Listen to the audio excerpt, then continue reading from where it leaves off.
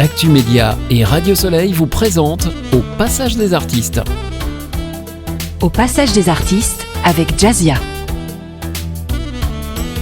Radio Soleil, Paris 88.6, Marseille 87.7. Radio Soleil, toutes les voix comptent. Bonjour à tous, vous écoutez Radio Soleil, vous êtes au Passage des Artistes. Aujourd'hui, mon invité est une artiste qui a déjà marqué les esprits de la scène de la Star Academy jusqu'à ses compositions personnelles avec ses tout derniers titres Monstres sortis le 3 avril dernier. Et le tout dernier, il est tout chaud. Et ça s'appelle Tout donner et c'est sorti au mois de mai. Mon invité nous emmène dans un voyage introspectif et ça tombe très bien où nous sommes au Passage des Artistes. Elle transforme ses doutes en force et ses peurs en musique. Alors je vous invite à plonger dans son univers et accueillons tout de suite CCK. Bonjour Clara. Bonjour. Alors je dis CCK, alors CCK ou Clara? Franchement, les deux me vont. Au début, je me battais un peu pour le CCK, mais c'est vrai qu'on m'a connue sous mon prénom Clara, donc j'accepte les deux. Souvent, c'est Clara CCK en général. Donc voilà. Alors raconte-nous comment est née ta passion pour la musique? Eh ben, je pense que c'est quelque chose qui vient de ma famille, mine de rien, de mon papa notamment, qui chante, qui était chanteur quand il était plus jeune. Il y avait un groupe. Et puis il s'appelait comment son groupe? J'en ai aucune idée parce que même lui, je pense qu'il ne s'en souvient pas. Mais je sais qu'il a fait des premières parties. Voilà, il a fait un zénith aussi en première partie plus jeune, donc quand même il avait son petit, ça marchait plutôt bien. Ouais. Et puis moi je me suis lancée. Je chante depuis que je suis toute petite. C'est quelque chose qui est toujours venu à moi. J'ai l'impression que c'est quelque chose de très naturel pour moi, la musique, que ce soit de chanter ou juste la musique de manière générale. J'adore écouter de la musique depuis petite. J'adore rechanter ce que j'écoute, ce que j'entends. Et donc c'est quelque chose qui ne m'a jamais lâchée. À quel moment on se dit, bon, moi j'ai envie d'en faire mon métier maintenant? Je pense que depuis petite, j'ai toujours voulu en faire mon métier, mais à côté, j'ai toujours été une enfant qui aimait aussi beaucoup l'école. Donc ça a été quelque chose de très naturel pour moi de continuer l'école et puis d'arriver à la fin de mes études et de me dire, je me lance, sauf que la Starac est venue à moi beaucoup plus tôt que ce que je ne l'imaginais. Et donc j'ai dû tout arrêter. Ouais. Donc j'ai pas terminé mes études, il me restait pas grand-chose. Tu avais fait quoi à la base? J'étais en école de commerce, donc j'étais en dernière année d'école de commerce, j'étais en alternance et je pensais très sincèrement reprendre même quand j'ai su que j'étais prise à la Starac et l'école ne m'a plus jamais revue. Bon, c'est bon signe, ça veut dire que les choses évoluent plutôt bien. Faut voir ça comme ça. Voilà. Alors raconte-nous justement ton aventure à la Star Academy, comment les choses se sont passées. Est-ce que c'est quelqu'un qui t'a inscrit? Parce que ça arrive très souvent que ce soit... Ouais. Non, alors moi c'est vrai qu'on m'a contacté, donc dans ma promo on était 13 et sur les 13 c'était moitié-moitié. La moitié s'était inscrit d'eux-mêmes et d'autres comme moi du coup avaient été contactés via les réseaux sociaux. Donc moi on m'a envoyé un message sur Instagram parce que je postais des petites vidéos de chant sur TikTok, Instagram, etc. Et puis on m'a contacté. Au début, je pensais, j'y croyais pas du tout. En plus, on m'avait pas vraiment dit que c'était la Starac. Et puis j'ai fini par répondre au message au bout de 2 semaines et on m'a dit par contre il te reste 2 jours à peine pour faire ton casting, donc pour envoyer les vidéos. J'ai envoyé ma vidéo le lendemain, un peu fait comme ça à l'arrache. Très honnêtement, c'était catastrophique. Tu y croyais un peu ou pas? Pas du tout. Moi, je l'ai fait vraiment parce que je trouvais ça drôle et puis je me suis dit en vrai qui tente rien n'a rien. Et puis j'ai eu une réponse positive. La première réponse 1 semaine après. Pour passer les castings physiques 3 semaines après, il me semble, donc c'était mi-juin, quelque chose comme ça.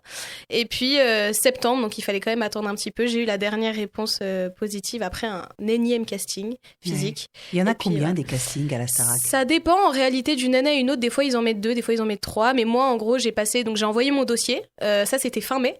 J'ai eu une première réponse du coup tout début juin. J'avais 3 semaines pour préparer le premier casting physique qui avait lieu chez TF1. Et puis j'ai passé mon casting. J'avais l'impression que ça s'était plutôt bien passé, mais c'est vrai qu'on était beaucoup, donc encore une fois ça voulait tout et rien dire, et on m'avait dit d'attendre les vacances pour avoir une réponse. Et ils ont remis un dernier casting, je crois que c'était le 6 septembre, et j'ai eu une réponse fin septembre, début octobre, pour rentrer à la Starac du coup le 4 novembre 2023. Tu nous racontes un peu les coulisses, comment ça se passe? C'est une aventure un peu dingue. C'est vrai que là, en plus, ça va faire 3 ans en novembre. J'ai l'impression que c'était hier. C'est un peu flippant de se dire que ça fait déjà 3 ans que c'est passé. Mais c'était extraordinaire. En vrai, ça a changé ma vie. C'est vrai que c'est toujours plus fou que ce qu'on imagine. À chaque fois, je dis aux gens, imagine quelque chose. C'est encore plus fou que ce que tu peux imaginer. Ouais. Parce qu'il y a tellement de choses qu'on contrôle pas. Je veux dire, en termes d'émotions, c'est fou. Quand on est dedans, on a du mal à se rendre compte de beaucoup de choses. Tout comme va très vite. Par exemple, juste le temps, c'est-à-dire que c'est assez particulier parce que ça passe à la fois très vite et en même temps ça passe très lentement. Quand on y est, on est tellement fatigué, c'est épuisant comme émission parce que entre le stress, l'envie évidemment d'aller jusqu'au bout, même la fatigue parce qu'on dort pas tant que ça. Ouais. On travaille beaucoup, ne serait-ce que pour apprendre les chansons, préparer les primes, préparer les évaluations. Donc ouais, il y a tout un truc où on est tellement pris par le jeu qu'on se rend pas compte du temps qui passe et en même temps sur le moment c'est très long parce qu'on est épuisé quoi. Mais on se dit que voilà, au mieux il y a 3 mois à tenir, au pire on sort au bout d'une semaine et puis bon moi j'ai fait un peu plus d'1 mois et demi, ce qui est quand même cool et je suis quand même très contente de ça, donc voilà. C'est une fierté pour toi quand t'en parles encore? T'es plutôt fière de toi sur cette partie-là de la Starac? Ouais, je suis fière parce que je me dis quand même que c'est déjà juste... moi, je crois que je suis plus fière de me dire que déjà j'ai été prise parce que en fait, on était je crois 20 000 à la base et j'ai fini dans les 13 que je trouvais déjà absolument dingue. Donc déjà juste ça, je trouvais ça fou. Et puis après, évidemment, en fait, la première semaine, on se dit j'espère ne pas sortir la première semaine parce que ce serait un peu bête de se dire j'ai passé 6 mois à faire des castings pour sortir la première, mais même cette place-là, elle est très dure. Ouais. Et puis quand on la passe, on est content. Et puis semaine par semaine, on se dit j'espère rester 2, 3, 4, 5, puis 6. Puis moi, je suis sortie du coup au bout de 7 ou 6 semaines, je crois, ou 7 semaines, je sais plus. Mais c'est vrai que j'en suis quand même fière parce que je me dis que j'ai pu vivre cette expérience-là. Je sais qu'il y a énormément de jeunes qui rêvent de vivre ça. Donc déjà, juste pour ça, je suis très fière, quoi. Ton prof préféré? Mon prof préféré... Je pense que ça restera Marlène. À l'époque, Marlène, elle était répétitrice. Et j'ai eu un lien tout de suite avec elle, même d'ailleurs avant l'émission, quand elle nous faisait répéter pour les premiers primes, etc. C'est vrai que c'est une femme qui m'a beaucoup touchée de par déjà son vécu, ce qu'elle transmet et sa personne. Ouais. Et donc je pense que Marlène, c'est quelqu'un avec qui j'ai quand même un lien particulier. Et tu as gardé contact avec elle? Ouais, même avec tous en réalité, c'est cool. On a tendance à se croiser souvent à des événements et c'est toujours un plaisir de pouvoir se voir et puis de se raconter un peu nos vies. Alors, ça change une vie quand on passe par ce genre de télécrochet ou pas vraiment, ou ça dépend? Je pense que ça change quoi qu'il arrive une vie, dans tous les cas. Après, ça dépend de ce qu'on imagine quand on dit changer une vie. Moi, je sais que quand j'ai su que j'étais prise, honnêtement, je pensais sincèrement que dans le meilleur des cas, comme je l'ai dit, j'allais faire 3 mois et puis que j'allais retourner à l'école, dans mon entreprise et tout. Et puis quand je suis sortie, ce qui s'est passé pour mon année, ça a été assez incroyable. Et je sais que des 13, les 13 font de la musique à l'heure actuelle, quoi. Donc je trouve ça quand même fou, le ratio est dingue. Et donc ça a changé ma vie parce que oui, j'ai arrêté l'école, parce qu'aujourd'hui, j'arrive à en vivre, j'ai des opportunités avec plein que ce soit de marques, même dans la musique, j'ai rencontré du monde, etc. Donc juste pour ça, je peux dire que ça a changé ma vie parce que je voulais faire ça, mais je pensais pas que ça allait arriver à moi si tôt, quoi. Vous avez quand même de la chance, hein, vous, cette nouvelle génération, nous à notre époque, on n'avait pas les réseaux sociaux en plus pour nous aider.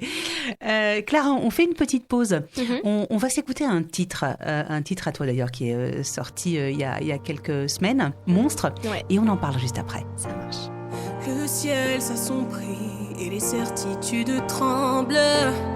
On regarde les débris de tout ce qui nous assemble. Le monde manque de sens. Il s'essouffle et moi je tremble.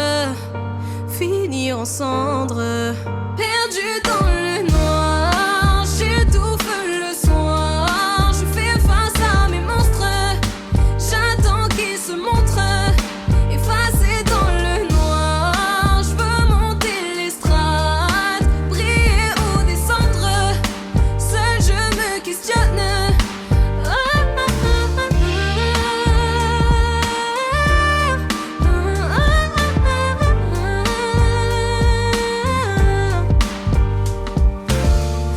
Marche dans la rue, je vois des passants, cherchant ma place au milieu des marches.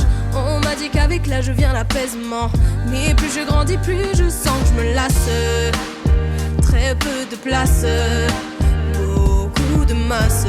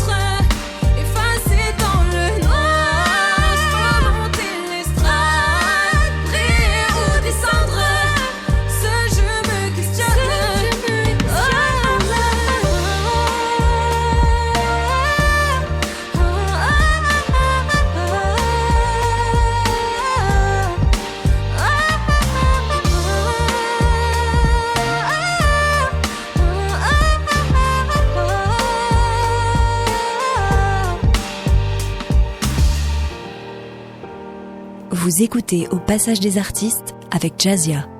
Vous êtes toujours à l'écoute de Radio Soleil au Passage des Artistes. Nous sommes toujours avec Clara, si vous venez de nous rejoindre. Clara, on vient de s'écouter un titre donc, que tu as appelé Monstre avec S. Quels sont ces monstres dont tu parles dans ce dernier titre? C'est une métaphore, j'imagine. Oui, bien sûr. Ouais, c'est vrai que c'est une question qu'on me pose souvent et à chaque fois, je réponds la même chose. Mais j'explique surtout que ce titre-là, c'est un titre assez paradoxal parce que c'est une chanson que j'ai écrite donc, en sortant de l'émission. Elle est assez récente en réalité, mais c'est quelque chose que j'avais envie de mettre sur papier depuis longtemps. Ça parle d'anxiété, ça parle de ces monstres justement intérieurs qu'on peut avoir. Moi, en l'occurrence, je parlais notamment de cet aspect-là qu'on voit pas quand on sort de ce genre d'émission, en fait, de la pression qu'on peut ressentir, de cette anxiété-là, du fait de se sentir seul. Donc moi, c'était ça en réalité, et c'est un peu ce paradoxe entre le fait de vouloir réussir, mais à quel prix finalement. Et donc, c'est ce que j'ai essayé de transmettre dans cette chanson.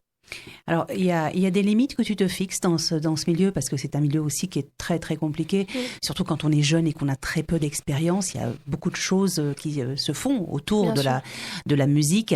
Est-ce qu'il y a des choses que tu ne veux pas dépasser, des titres que tu ne veux pas chanter, des projets que tu ne veux pas réaliser, et pour quelles raisons?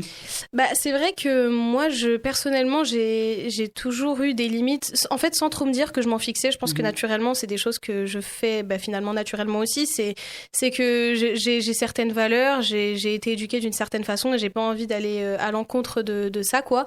Après, c'est vrai que je suis quelqu'un de très ouverte, mais j'irai jamais, je ferai jamais quelque chose qui ne me ressemble pas, je pense. Et le plus important pour moi, c'est de me dire que si dans 15, 20, 30 ou 40 ans, je revois certains projets, je puisse me dire, ok, même si aujourd'hui, c'est pas quelque chose que je referais, ça reste moi, quoi. Ouais. Et c'est finalement, c'est presque ne pas me transformer pour te trahir également. Ouais. C'est ça, exactement, pardon. Et après, non, je pense que, pour moi, le plus dur à l'heure actuelle aussi, c'est de mettre sur papier certaines choses. C'est très dur, en vrai, quand on est un artiste, d'écrire ce qu'on est, parce qu'en réalité, on se met à nu devant les gens.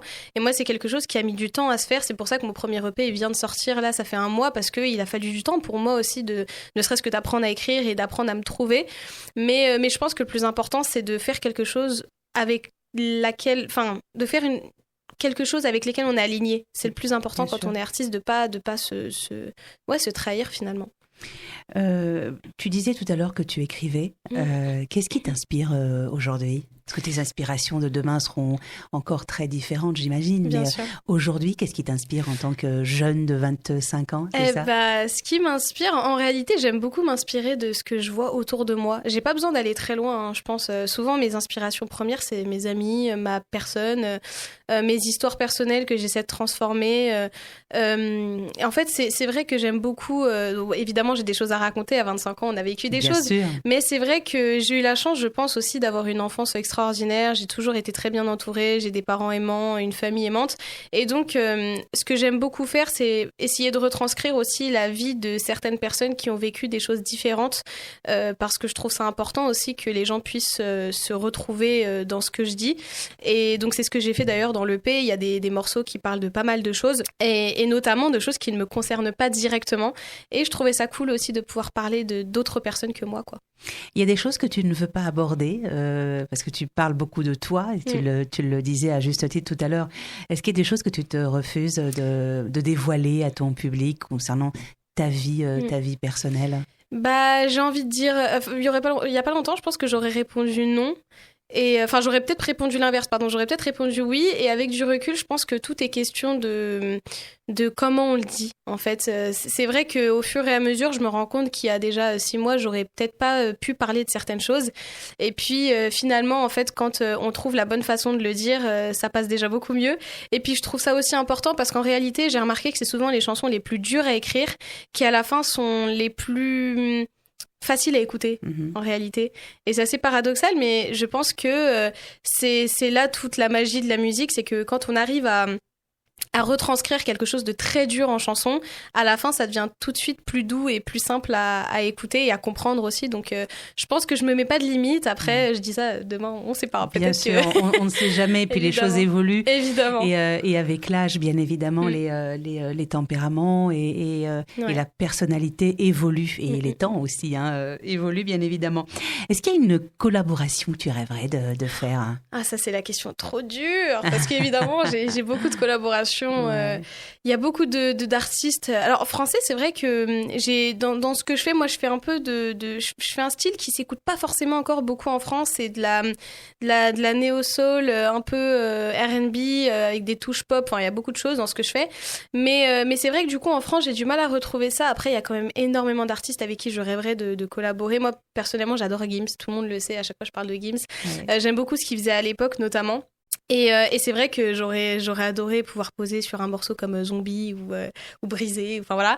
Donc c'est vrai que Gims, j'aime beaucoup. Après, sinon, à l'international, il y a énormément d'artistes que j'écoute. J'aime beaucoup, il y en a tellement, Teddy Swims, Alicia Keys, Christina Aguilera, Jessie Reyes. Enfin, il y a énormément d'artistes que j'aime et avec qui j'aimerais beaucoup faire quelque chose. Donc je croise les doigts, faut rêver. Après, pour Gims, on peut peut-être lui faire un petit coucou. Oui, si tu m'entends. Tu sais ce qu'on va faire? Moi, je regarde avec des yeux affamés tes bons petits gâteaux. C'est vrai. On va se faire une petite pause. Ça, c'est Nesrine qui nous propose de jolis gâteaux traditionnels. D'ailleurs, Nesrine que vous pouvez retrouver sur les réseaux sociaux, c'est Nesrine officielle. Elle fait de très très bons gâteaux algériens et des gâteaux traditionnels et plutôt modernes.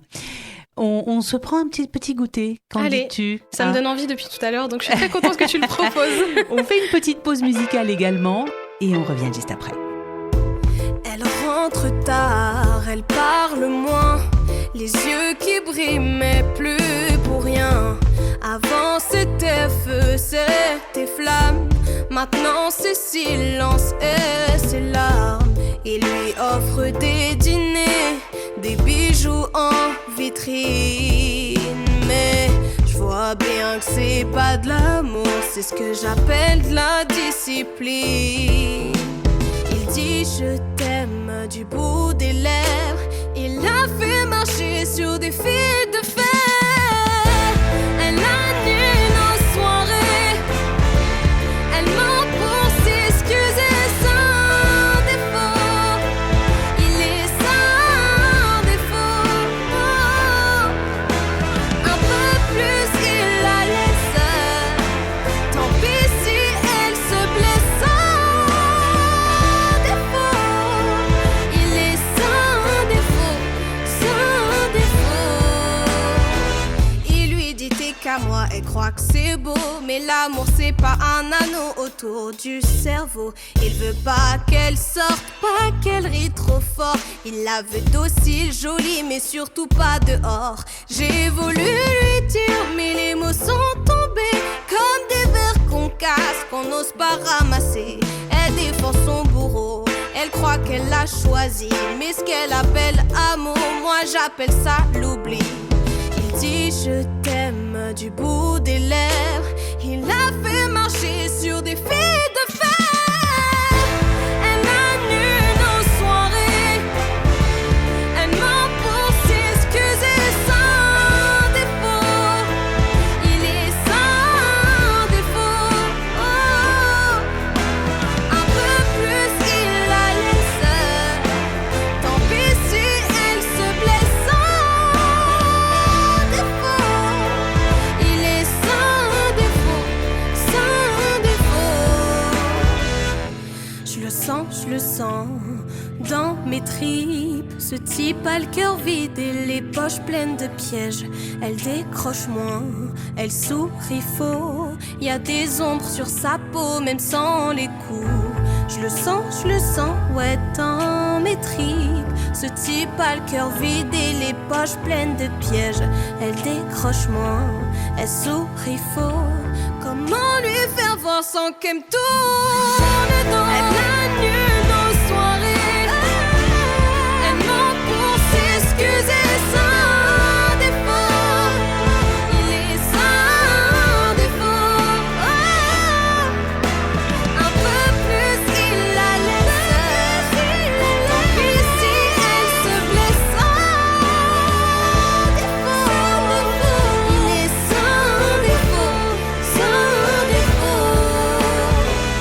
Vous êtes toujours à l'écoute de Radio Soleil et nous sommes toujours avec Clara pour cette troisième et dernière partie. Le temps file, Clara. Il va falloir quand même qu'on parle de ton EP alors tu l'as appelé Plaidoirie pour quelle raison ?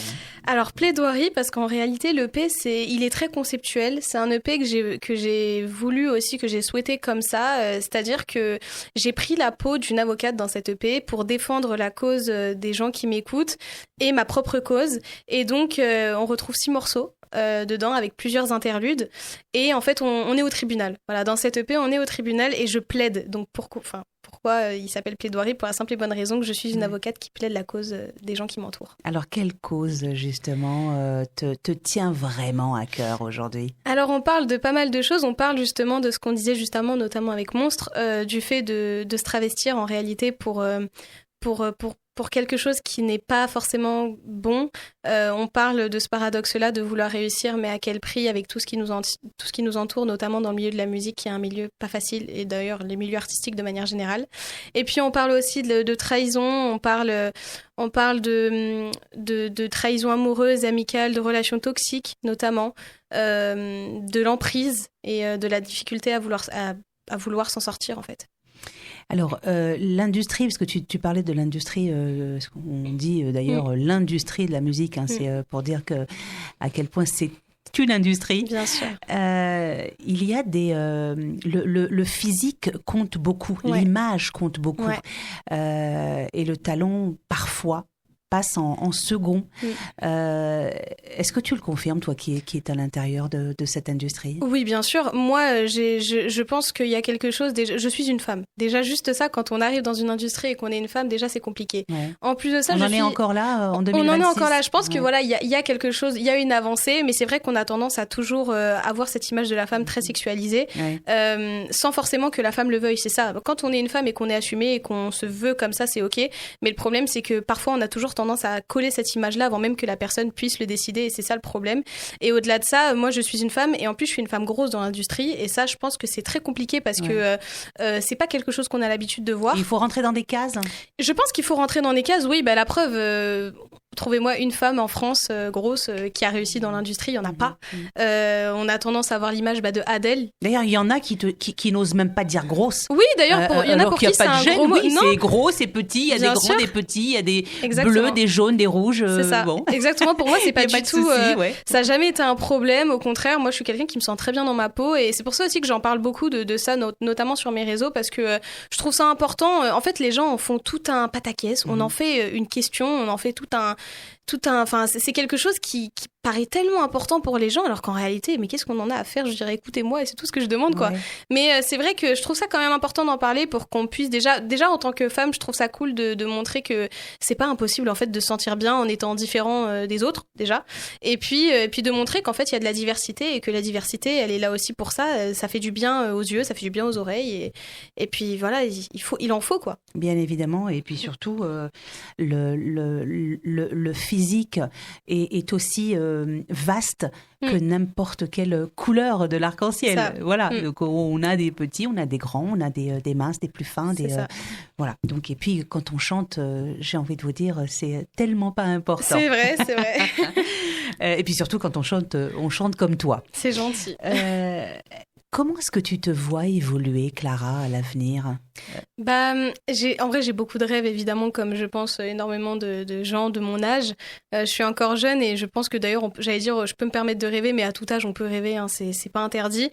Après, c'est vrai qu'à l'heure actuelle, j'ai pas envie de... Je me mets pas de barrière, dans le sens où j'ai envie d'avancer aussi avec mon temps, de prendre le temps, parce que je me rends compte que c'est tellement important, en fait, de prendre le temps d'apprendre à se connaître. C'est quelque chose que parfois on ne fait pas, et en fait les répercussions on les voit beaucoup plus tard, et j'ai pas envie de sauter ces étapes-là, donc j'ai pris le temps là depuis 2-3 ans d'apprendre à me retrouver aussi, notamment après une émission comme la Starac. C'était important, je pense, c'était même fondamental en réalité, et après évidemment là j'ai envie de faire des concerts, j'ai envie de faire découvrir au public qui je suis vraiment, de pouvoir faire écouter ma musique au monde, sans me mettre de barrière. Donc écoutez, j'en sais rien, peut-être que dans 10 ans On se reverra et puis j'aurais fait encore la même chose. Bon là, j'espère quand même faire un concert parce que c'est ce qui me manque là depuis 2 ans, les concerts. Justement, c'est ma prochaine question. J'en Alors peux plus, justement, alors si on a envie de venir te voir, est-ce que tu as des dates, est-ce que tu as des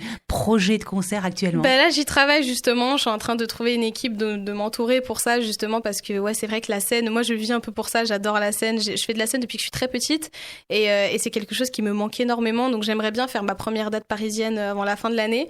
Donc voilà, ce sera l'occasion pour les gens de venir me découvrir en live. Et puis peut-être l'année prochaine une tournée d'été aussi, pareil pour pouvoir faire écouter ma musique. Et puis bon, les tournées d'été c'est toujours quelque chose de très cool. Les gens se déplacent un peu de partout. C'est l'occasion de rencontrer du monde. Donc voilà. T'as des propositions actuellement de collaboration, des choses comme ça? Là, c'est vrai qu'en ce moment, vu que j'étais beaucoup en studio, j'ai passé ça a été une année de laboratoire pour moi 2025 et même d'ailleurs début 2026. C'est que j'ai tellement bossé sur l'EP qu'en fait, je me suis pas du tout arrêtée sur les premières parties. Enfin, honnêtement, j'ai été tellement avec mon équipe et à bosser que pour l'instant non. Mais là, c'est vrai que j'aimerais bien commencer justement à faire ce pas-là, d'aller vers les artistes, de pouvoir discuter, de pouvoir même échanger sans forcément penser à des collaborations, mais pouvoir en fait m'entourer aussi de gens dans le milieu pour derrière potentiellement imaginer pourquoi pas des collaborations ou juste pour pouvoir aussi apprendre à partager la musique. Mais pour l'instant, c'est pas encore le cas, donc c'est un peu mon travail de fin d'année. Voilà. Dis-moi, Clara, moi je voudrais savoir par rapport à ton EP, Plaidoirie, est-ce qu'il y a un titre qui te ressemble le plus? Quand tu l'écoutes, tu te dis waouh, ça me parle tellement. Ah, c'est dur. Franchement, cette question, elle est très dure parce que ce qui est un peu marrant avec cette EP, c'est que les titres ne se ressemblent pas forcément, mais ils me parlent tous d'une façon ou d'une autre. Je sais qu'il y en a un que je trouve vraiment cool parce que quand à chaque fois que je l'écoute, je me dis ah ouais, quand même, il envoie.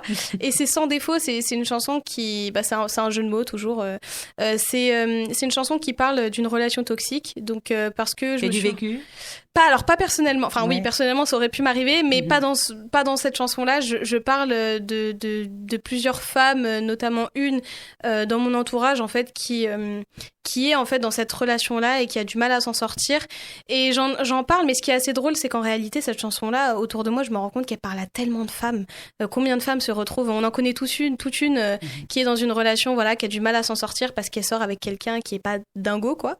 Et là, en l'occurrence, j'ai voulu le transmettre sur papier, en chanson. Et c'est une chanson que j'ai écrite en même pas 10 minutes, je crois. Et ce que je trouve assez fou, c'est que pour moi, c'est une des chansons de l'EP qui est le mieux écrite. Et je l'ai écrite, mais tellement rapidement. Et c'est pour ça que j'étais très, très inspirée. Ouais. J'étais très énervée, d'ailleurs, quand je l'avais écrite, cette chanson. Et je pense que la colère, c'est un des sentiments les plus dingues quand on veut faire de la musique. Et donc, je pense que je dirais celle-ci. C'est pas forcément celle que je préfère, parce que, si, en réalité, il y a celle-ci, mais il y en a plein d'autres. Mais c'est en tout cas, c'est celle dont je suis le plus fière. À chaque fois que je l'écoute, je me dis, quand même, il y a quelque chose, quoi. Est-ce que c'est des... parce que très souvent, je pose la question, je demande aux artistes, justement, lorsque vous composez, lorsque vous écrivez, lorsque vous chantez, est-ce que c'est... qu'est-ce qui vous anime? Est-ce que c'est plutôt la colère, plutôt la douleur amoureuse, plutôt la joie? Toi, c'est plutôt la colère qui te... pour cette chanson-là, oui. Ouais. Mais c'est vrai que je crois que c'est la première fois que ce sentiment-là m'anime pour écrire. En général, c'est plutôt quelque chose de... Alors, ça va soit être la réflexion. Par exemple, Monstre, ça a été beaucoup la réflexion. C'est vraiment un sentiment qui m'a été utile pour écrire la chanson. Après, c'est vrai que de manière générale, on a jeu de mots dans l'EP qui est là pour le coup une trahison amoureuse. Et là, on parle vraiment de déception, de trahison. Donc, c'est plutôt un sentiment et triste et d'incompréhension et un peu de colère, mais je pense qu'en tout cas, quand je l'ai écrite, c'était avec du recul, parce que c'est une histoire qui m'est arrivée il y a déjà plus de 3 ou 4 ans. Donc, avec du recul, je parle plutôt avec toujours ce sentiment-là de trahison et d'incompréhension. Mais je pense que tous les sentiments sont bons en réalité pour écrire, tout dépend de ce qu'on a envie de transmettre. Et là, en l'occurrence, il y a une autre chanson, j'avoue, qui est la dernière de l'EP, qui cette fois-ci est une chanson beaucoup plus estivale, quelque chose de beaucoup plus R&B et assumé. Et là, c'est vraiment une chanson qui parle du fait de juste se sentir bien, de kiffer et de profiter de la vie, quoi. Et tu sais, on a très envie de kiffer, Clara, et je sens qu'on va kiffer ta voix. Alors, est-ce que tu serais prête là tout de suite à proposer à nos... D'ailleurs, qu'est-ce que tu pourrais nous proposer? On parlait de Sans défaut, donc on pourrait chanter Sans défaut, tiens. C'est marrant, parce que je me sens visée.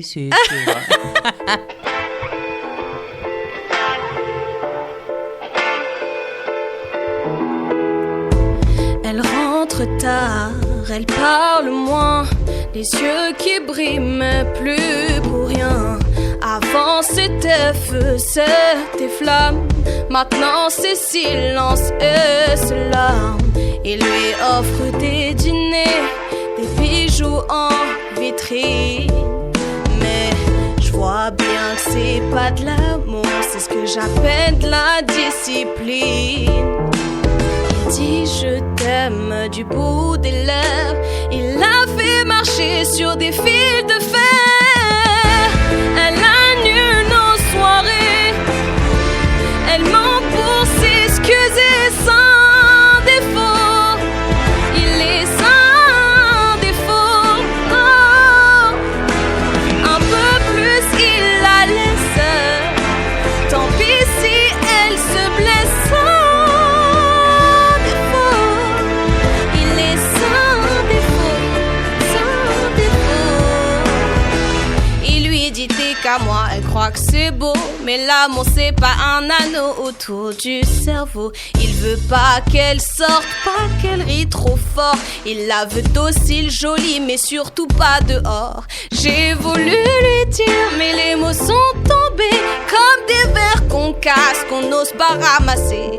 Elle défend son bourreau, elle croit qu'elle l'a choisi, mais ce qu'elle appelle amour, moi j'appelle ça l'oubli. Il dit je t'aime du bout des lèvres, il l'a fait marcher sur des fils de fer. Elle annule nos soirées, elle ment pour s'excuser sans défaut. Il est sans défaut, oh. Un peu plus il la laisse, tant pis si elle se blesse sans défaut. Il est sans défaut, sans défaut. Je le sens dans mes tripes. Ce type a le cœur vide et les poches pleines de pièges. Elle décroche moins, elle sourit faux. Y a des ombres sur sa peau, même sans les coups. Je le sens, ouais, dans mes tripes. Ce type a le cœur vide et les poches pleines de pièges. Elle décroche moins, elle sourit faux. Comment lui faire voir sans qu'elle me tourne le dos? Elle annule nos soirées, elle ment pour s'excuser sans défaut. Il est sans défaut, oh. Un peu plus il la laisse, tant pis si elle se blesse sans défaut. Sans défaut, sans défaut. Bravo, merci beaucoup Merci. Clara pour cette sublime chanson. Merci. Une chanson qui est bien évidemment engagée, on est d'accord, Ouais. et qui parle d'une femme dans ton entourage, hein, tu le disais tout à l'heure en interview. Les femmes ne sont pas des victimes. Non, et c'est Voilà. important de le dire. Et c'est très important qu'elles le sachent. Un dernier mot, Clara? Bah déjà, merci beaucoup de m'avoir reçue. C'était très cool de pouvoir parler de tout ça. C'est très important pour moi aussi de pouvoir déjà partager évidemment mon art, mais au-delà de ça, de pouvoir rencontrer du monde. Donc merci à toi d'avoir pris le temps de me recevoir. Et puis bah du coup, n'hésitez pas à aller écouter Plaidoirie, qui est dispo sur toutes les plateformes. Et voilà, je vous fais de gros bisous. On se retrouve bientôt, j'espère, sur scène aussi. C'est important. On sera là. C'est gentil. Merci beaucoup, Clara. Au passage des artistes vous a été présenté par Jazia. Lumière douce qui glisse sur ma peau, le miroir connaît déjà la suite. Je prends mon temps, je l'espère, comme si mon corps allait décider de la nuit. Un peu de glace sur le bord du verre, un regard posé, un regard qui traîne. Je marche lentement dans la pièce, comme si tout me ramenait toujours à lui. Je laisse passer l'air sur mes épaules, je laisse le silence jouer son rôle. Si tu regardes par ici, oh, ma peau peint pour moi, j'avoue. Pas besoin de mots, j'avoue. Je danse toute la nuit sur les pas de celle qui chantait Killing Me. Ma peau peint pour moi, j'avoue. Pas la nuit sur les pas de celle qui chantait Killing Me. L'hiver vite traîne sur la table, des voix qui rient dans la pièce d'à côté. J'écoute la nuit derrière la fenêtre et ça suffit pour laisser le reste tomber. On parle peu de ce qui fait mal, on laisse les silences tranquilles. Y'a des regards qui comprennent tout sans poser de questions inutiles.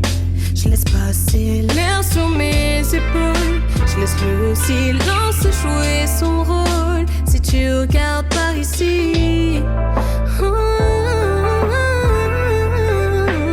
ma peau parle pour moi, j'avoue. Pas besoin de mots, j'avoue. Je danse toute la nuit sur les pas de celle qui chantait Killing Me.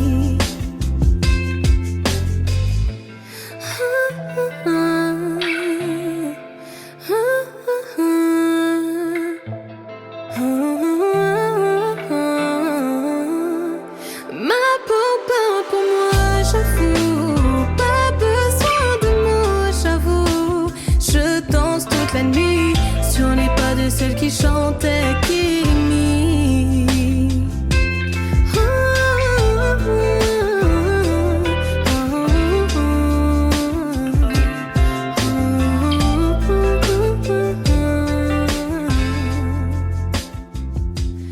Radio Soleil, 88.6 Paris, 87.7 Marseille.